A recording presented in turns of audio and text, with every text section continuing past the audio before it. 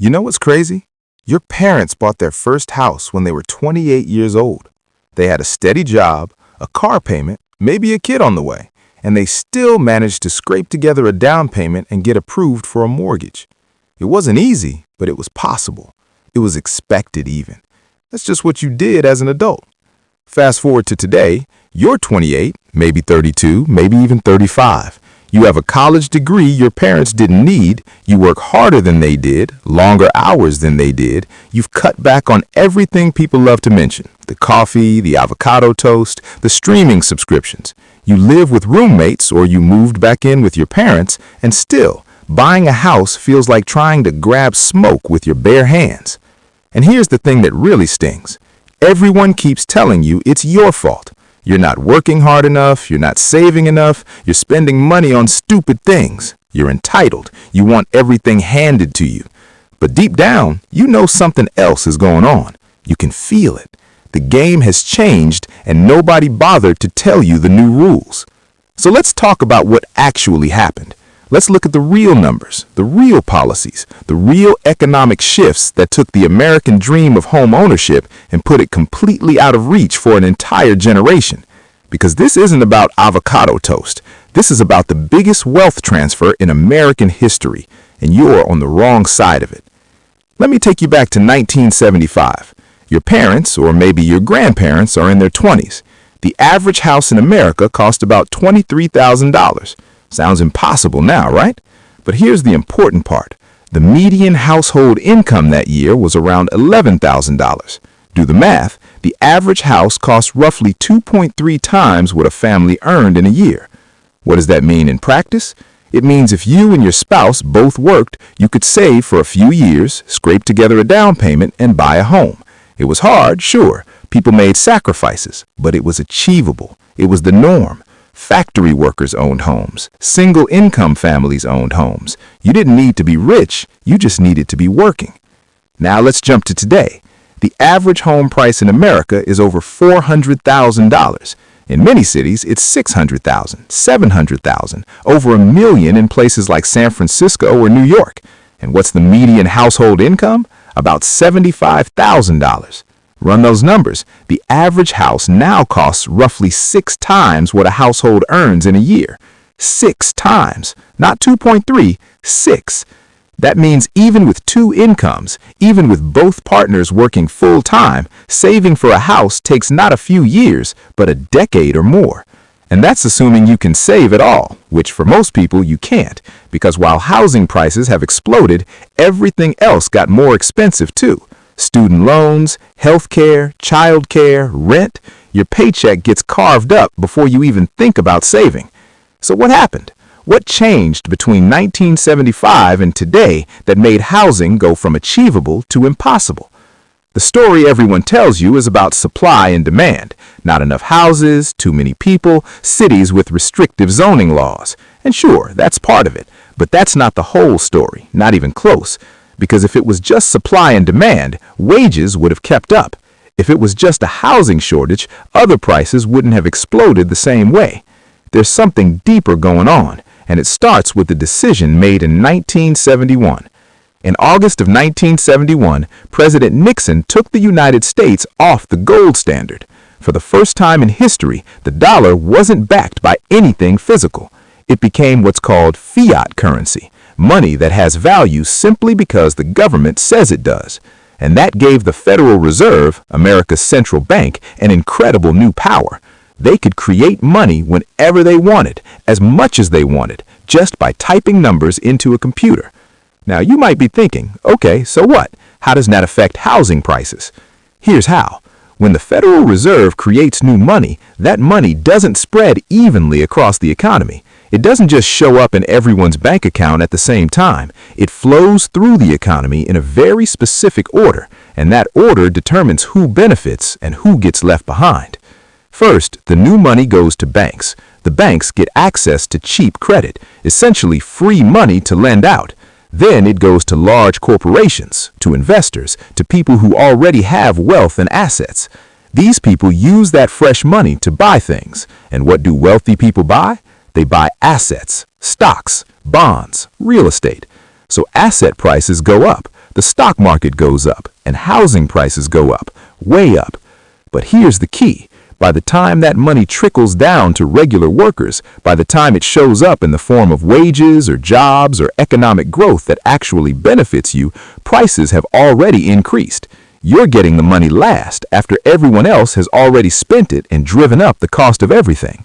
This is called the Cantillon Effect, named after an economist who noticed this pattern 300 years ago. The people closest to the money printer get rich. The people furthest away get poorer. And if you're a millennial working a regular job, you are about as far from the money printer as you can possibly get. Let me show you what this looks like in practice. Since the early 1970s, worker productivity in America has gone up by over 70%. That means the average worker today produces 70% more value per hour than a worker did 50 years ago. Technology, education, efficiency, all of it has made workers far more productive. But wages? Wages have barely moved. After adjusting for inflation, the average worker today makes about the same as a worker in 1973. All that extra value you're creating, all that extra productivity, where did it go? It went to asset owners. It went to people who own stocks, who own real estate, who own businesses. The wealth you helped create didn't come back to you in the form of higher wages. It got funneled into assets, and those assets exploded in value. Your parents' generation bought homes in the 70s and 80s, right when this whole system was getting started. They bought assets, often without even realizing what they were doing. They were just buying a place to live. But that place to live turned into their ticket to wealth, because as the Federal Reserve kept creating money, as asset prices kept inflating, their home values went up and up and up. They didn't get rich because they were smarter or harder working. They got rich because they bought assets at the right time, before everything went insane. And now they look at millennials and wonder why you can't do the same thing. They don't understand that the door closed behind them. Here's another piece of the puzzle. Interest rates. For most of the 2000s and 2010s, the Federal Reserve kept interest rates incredibly low, near zero. They did this to stimulate the economy after the 2008 financial crisis, and they kept doing it for over a decade. Low interest rates mean cheap mortgages, which sounds great, right? It should make houses more affordable. But here's what actually happened. Cheap credit meant more people could borrow more money, and when more people can borrow more money to bid on the same limited number of houses, what happens? Prices go up. On top of that, low interest rates made other investments less attractive. You couldn't make money keeping cash in a savings account. Interest rates were basically zero. You couldn't make much from bonds, so where did investors put their money? Real estate. Hedge funds, private equity firms, institutional investors, they all started buying up single-family homes by the thousands. They'd pay cash, beat out regular buyers, and either rent them out or flip them for profit. In some cities, investors now own 20, 30, even 40% of the single-family homes.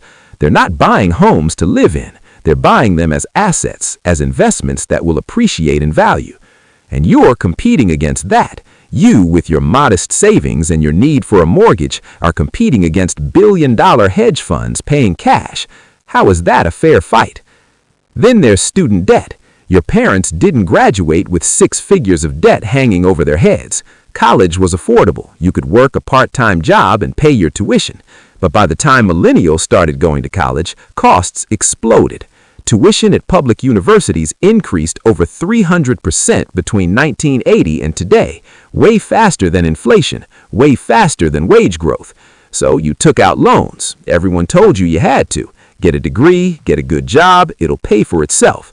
Except the good jobs didn't pay enough to cover the loans and save for a house and pay rent and manage all your other expenses. You're spending hundreds of dollars a month on student loan payments, money that in your parents' generation would have gone toward a mortgage. The system pushed you into debt before you even entered the workforce, and that debt is an anchor. It's keeping you from building wealth, from saving, from competing for homes. And the people who designed this system, the banks, the government, the universities, they all profited. You're the one left holding the bill. Let's talk about rent for a minute, because this is another trap. Since you can't buy a house, you rent, and rent has gone up even faster than home prices in many places. In the 70s, rent was maybe 25 or 30% of your income.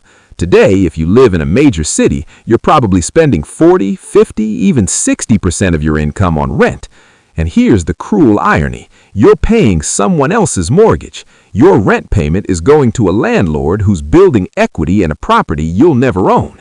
You're making them wealthier while you stay stuck.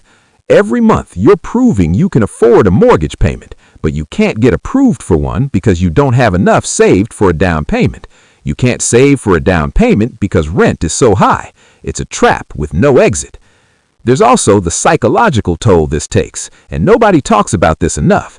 Home ownership used to be a rite of passage. It was a sign that you were a real adult, that you had made it, that you were building a life.